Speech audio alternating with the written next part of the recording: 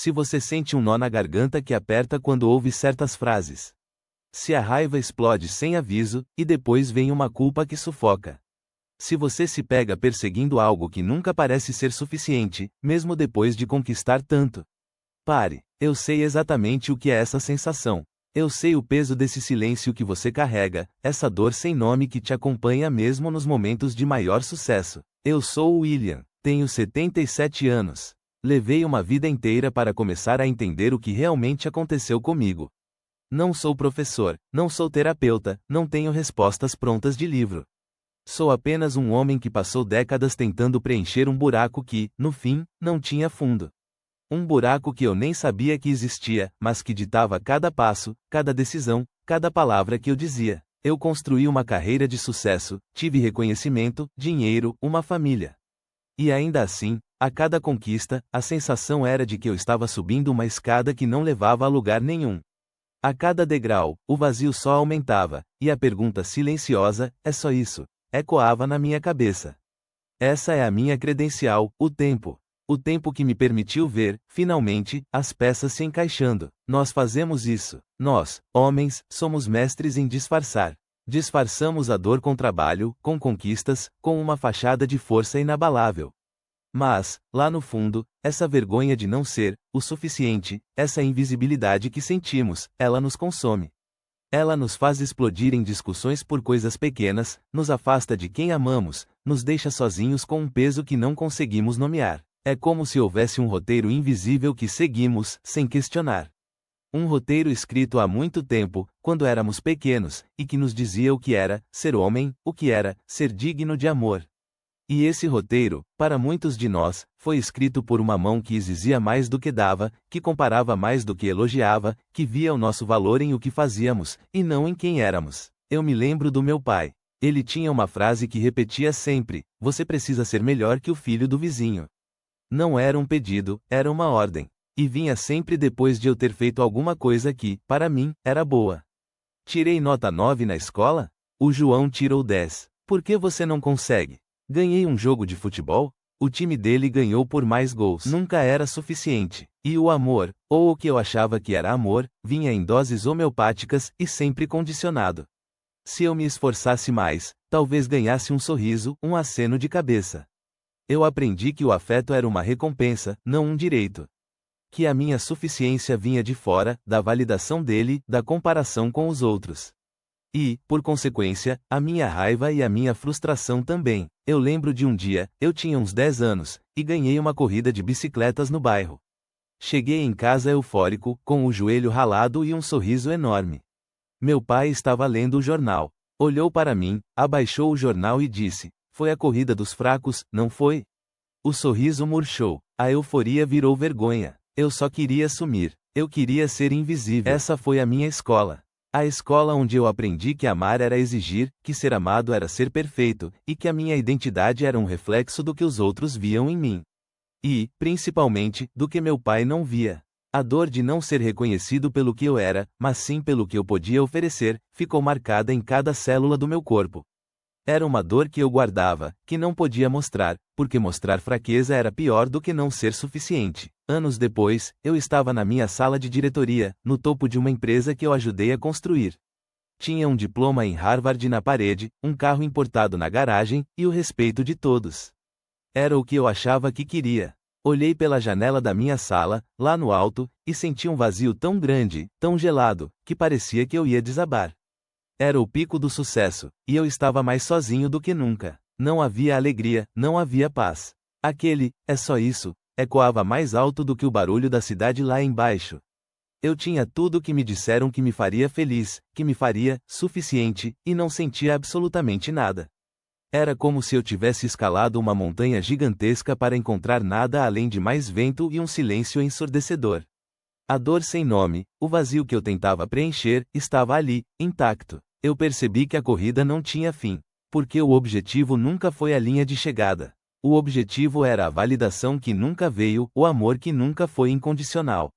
E eu estava exausto. Exausto de correr, exausto de provar, exausto de sentir que, não importa o quanto eu fizesse, sempre faltava alguma coisa. Essa era a minha verdade crua, ali, no auge da minha glória. Pensei que no casamento seria diferente, que a minha esposa preencheria esse buraco. Mas o mesmo roteiro se repetiu. Eu buscava nela a validação que meu pai nunca me deu. E quando ela não correspondia às minhas expectativas, eu me tornava distante, irritado, pronto para explodir em discussões por qualquer coisa. Eu projetava nela a minha própria insuficiência, a minha raiva contida. Meus filhos. Meus filhos. Eu os amava, claro que amava. Mas eu não sabia amar sem exigir, sem comparar. Eu repetia os padrões que me foram ensinados, sem perceber. Seja o melhor da sua turma, não me decepcione, porque você não é como fulano. As palavras saíam da minha boca e eu via nos olhos deles a mesma confusão, a mesma dor que eu senti na minha infância. E a culpa me corroía por dentro. Eu vi meus filhos se afastarem, buscando a validação em outros lugares, ou se fechando, como eu me fechei. Eu não conseguia estar presente, de verdade. A minha mente estava sempre ocupada com a próxima conquista, a próxima prova de valor. E o vazio se instalava também nas minhas relações mais íntimas, deixando um rastro de distância e mágoa. Até nas amizades. Eu sempre buscava pessoas que pudessem me admirar, que pudessem reafirmar o meu valor. E se alguém me questionava, ou não me colocava no pedestal, eu me afastava, me sentia traído, incompreendido. Era um ciclo vicioso de busca por aprovação externa, que nunca trazia a verdadeira conexão, a verdadeira intimidade. A invisibilidade era um fantasma que me seguia em todos os lugares. Tenho um amigo, o Carlos, da minha idade. Ele ainda corre. Vendeu a empresa, mas já está montando outra. Comprou um barco maior, mas já fala em um avião. A esposa dele me disse outro dia, ele não consegue parar, William. Parece que tem um motor dentro dele que nunca desliga. Eu vejo nos olhos do Carlos a mesma inquietude, a mesma busca incessante que eu conheci tão bem. Ele ainda está tentando preencher o mesmo buraco, mas também conheço o João. O João era um colega de trabalho, de uma área diferente. Ele tinha um salário mais modesto, uma casa simples. Mas, quando você conversava com ele, sentia uma paz, uma presença. Ele falava dos netos com um brilho nos olhos, da horta que cultivava, dos livros que lia.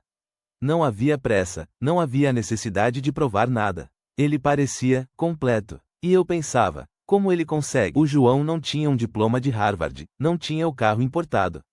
Mas ele tinha algo que eu não tinha, ele tinha a si mesmo. Ele não estava correndo atrás de sombras. Ele estava ali, presente, e foi vendo o João que a primeira rachadura começou a aparecer na minha armadura. A primeira luz de que talvez, só talvez, a resposta não estivesse lá fora, mas em algum lugar que eu nunca tinha procurado. Liberdade, para mim, não é mais ter tudo. É não precisar de nada para me sentir digno. Não é não ter problemas, mas ter a capacidade de encará-los sem sentir que a minha existência está em jogo. Suficiência não é o que eu conquisto, é o que eu já sou.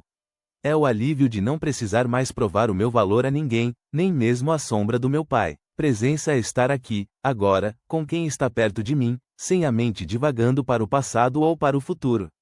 É sentir a alegria de um café simples, o calor de um abraço sincero, o som da risada dos meus netos. Não é buscar a felicidade em grandes eventos, mas encontrá-la nos pequenos momentos que eu antes ignorava, sempre em busca de algo maior. O vazio que sentimos, a raiva que explode, a culpa que nos persegue, tudo isso é um eco. Um eco daquela voz que nos disse que não éramos o suficiente, que precisávamos ser melhores, mais fortes, mais produtivos para merecer amor. E nós, sem saber, acreditamos.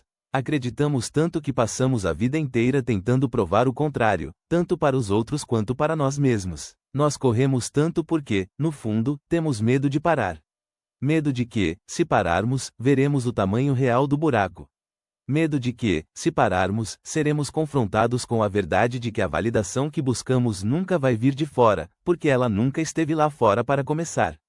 Ela sempre esteve aqui dentro, esperando para ser descoberta. E esse medo nos prende. Nos prende a uma vida de comparações, de exigências, de insatisfação crônica.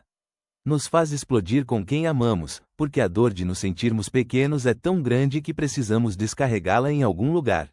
Mas esse ciclo não precisa continuar. Você não precisa mais carregar esse peso sozinho. Você não precisa mais correr.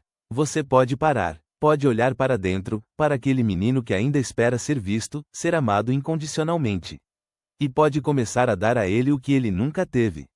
A permissão para ser, a permissão para sentir, A permissão para não ser o melhor, mas ser simplesmente você. E isso, meu amigo, é o suficiente. A sua raiva, a sua culpa, o seu vazio, eles são mensagens. Mensagens de uma parte de você que está pedindo para ser ouvida, para ser cuidada. Não as reprima mais. Deixe-as falar. E comece a se dar a permissão de sentir, de ser vulnerável, de não ter todas as respostas. A força não está em nunca cair, mas em se permitir levantar de novo, com mais consciência. Se este vídeo fez sentido para você, se tocou em alguma ferida que você carrega, eu não peço para você se inscrever ou deixar um like. Eu peço algo diferente. Pense em um homem que você conhece, alguém que talvez esteja carregando um peso parecido, correndo sem parar, explodindo sem entender. Compartilhe este vídeo com ele. Talvez ele precise ouvir o que eu demorei 77 anos para entender. Talvez ele precise de uma permissão para parar de correr. Para começar a se enxergar, não através dos olhos de um pai que comparava, mas através dos seus próprios olhos, com gentileza e aceitação. A verdadeira força está em se permitir ser, e em ajudar outro a encontrar o mesmo caminho.